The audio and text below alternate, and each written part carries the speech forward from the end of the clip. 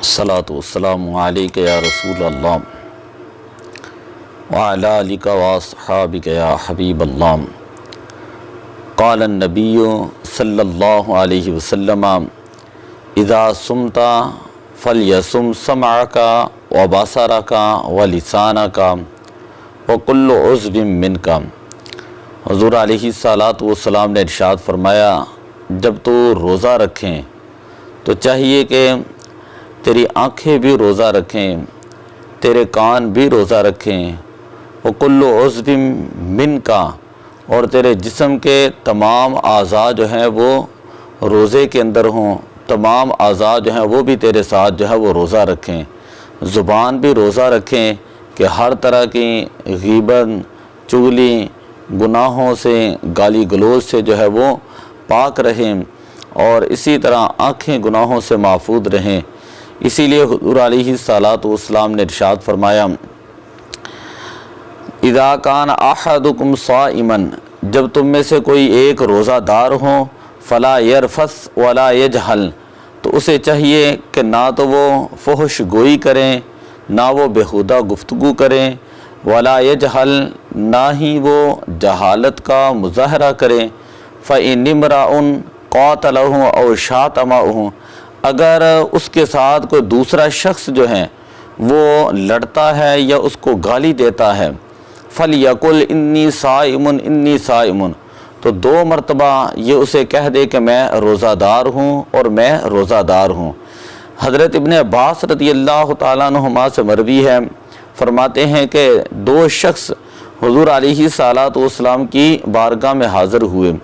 اور انہوں نے صلاۃ الظہری و صلاۃ العصر، ظہر اور عصر کی نماز پڑھی، وکانا صائمین، اور وہ دونوں روزہ دار تھے۔ فلما قضى النبی صلی اللہ علیہ وسلم الصلاۃ، جب نبی اکرم صلی اللہ علیہ وسلم اپنے نماز سے فارغ ہوئے، قال اعیدوا وضوءکما، حضور علیہ الصلاۃ والسلام نے ارشاد فرمایا، تم اپنا وضو دوبارہ کرو، وصلاتکما، اور اپنی نماز جو ہے وہ دوبارہ ادا کرو، وامضیا فی صومکما، اور اپنا روزہ جو ہے وہ بعد میں دوبارہ رکھنا، وقضیاہ یوما، اور ایک دن کی قضا کرنا۔ قال لما یا رسول اللہ، دونوں صحابہ نے عرض کی، یا رسول اللہ کس وجہ سے؟ تو حضور علیہ الصلاۃ والسلام نے ارشاد فرمایا، اغتبتم فلانا، اس لیے کہ تم نے فلاں شخص کی جو ہے وہ غیبت کی تھی۔ تو اب ذرا غور فرمائیں کہ حضور علیہ الصلاۃ والسلام نے صحابہ اکرام کی کیسے تربیت فرمائی۔ حضور علیہ الصلاۃ والسلام کا ارشاد پاک ہے، حضرت عبداللہ بن مسعود رضی اللہ تعالیٰ عنہ راوی ہیں،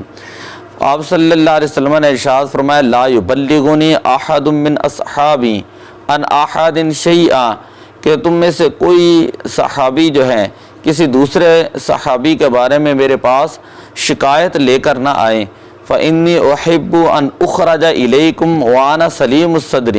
کیونکہ میں پسند کرتا ہوں کہ تمہارے پاس سے جب میں نکلوں تو میرا سینہ جو ہے وہ ہر صحابی کے بارے میں بالکل پاک اور صاف ہوں۔ تو اسی طرح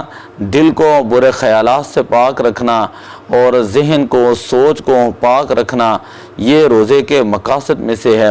یہ نہیں کہ روزہ رکھ کر